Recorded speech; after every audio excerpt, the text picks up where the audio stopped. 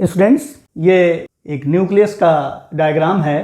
तो न्यूक्लियस जो है ये लार्जेस्ट ऑर्गेनेल है सेल का, और बहुत आसानी से ये माइक्रोस्कोप के अंदर दिख जाता है। ये लार्जेस्ट है और ये स्फेरिकल है और ये सेंट्रली सेल के अंदर प्लेस्ड है। एनिमल सेल्स में, प्लांट सेल्स में तो सेंटर में वैक्यूल ऑक्युपाई करती है, न्यूक्लियस थोड़ा सा साइड में हो जाता है। तो एनिमल सेल में ये सेंट्रली है। ये डबल मेम्ब्रेन से इनक्लोज्ड है, इसको न्यूक्लियर एनवेलप करते हैं दोनों को। जो आउटर मेम्ब्रेन है वो एंडोप्लाज्मिक रेटिकुलम के साथ कंटिन्यूअस है, और न्यूक्लियर मेम्ब्रेन के आउटर सरफेस पर और एंडोप्लाज्मिक रेटिकुलम के सरफेस पर जो हैं राइबोसोम्स के ग्रेन्यूल्स लगे हुए होते हैं। न्यूक्लियस के अंदर न्यूक्लियोप्लाज्म होगा, वो फ्लूइड मटेरियल होगा। जैसे साइटोप्लाज्म में फ्लूइड मटेरियल या ग्राउंड सब्सटेंस होता है, उसी तरह से न्यूक्लियस के अंदर जो ग्राउंड सब्सटेंस होगा वो न्यूक्लियोप्लाज्म होगा। और न्यूक्लियर मेम्ब्रेन या न्यूक्लियर एनवेलप एट इंटरवल्स जगह जगह पर इसमें न्यूक्लियर पोर्स पाए जाएंगे, और यहाँ पर कॉम्प्लेक्स स्ट्रक्चर बनता है न्यूक्लियर पोर में। और इसी न्यूक्लियर पोर के थ्रू जो न्यूक्लियोप्लाज्म है वो साइटोप्लाज्म से कम्युनिकेट करता है, उसके डायरेक्ट कांटेक्ट में होता है।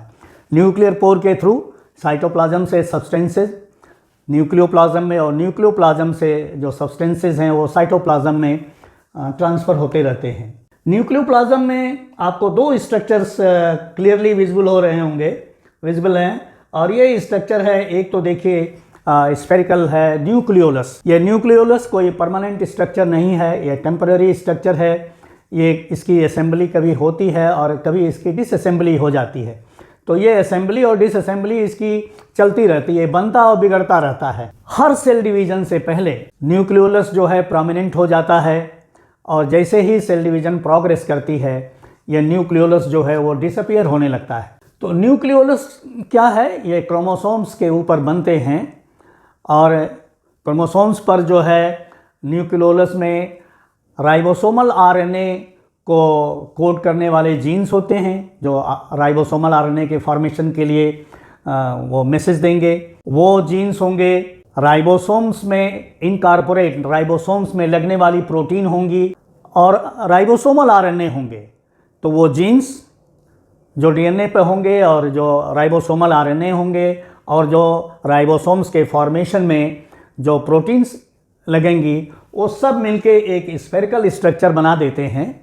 और वो बहुत क्लियरली जो है माइक्रोस्कोप में विजिबल रहता है, और ये इसकी विजिबिलिटी समय समय पर होगी और समय समय पर समाप्त भी होती रहेगी। दूसरा इसके अंदर जो स्ट्रक्चर विजिबल होगा वो होगा एक क्रोमैटिन का नेटवर्क दिखेगा। तो ये क्रोमैटिन का नेटवर्क जो है इंटरफेज स्टेज में दिखता है, सेल डिवीजन से पहले थ्रेड के रूप में फाइन।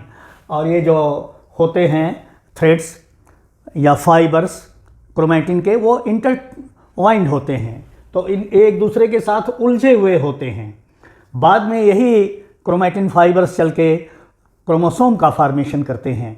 एक न्यूक्लियस के अंदर एक न्यूक्लियोलस हो सकता है या कई न्यूक्लियोलस हो सकते हैं।